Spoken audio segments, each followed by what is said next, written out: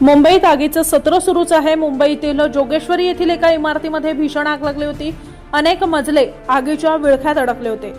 2 दिवसांपूर्वीच नवी मुंबईत आगीच्या 2 घटना घडल्या, ज्यात 6 जणांचा मृत्यू झाला तर अनेक जण जखमी झाले। त्यानंतर मुंबईत आगीचं सत्र हे कायम सुरूच आहे। मुंबईतील जोगेश्वरी येथील एका इमारतीमध्ये भीषण आग लागली।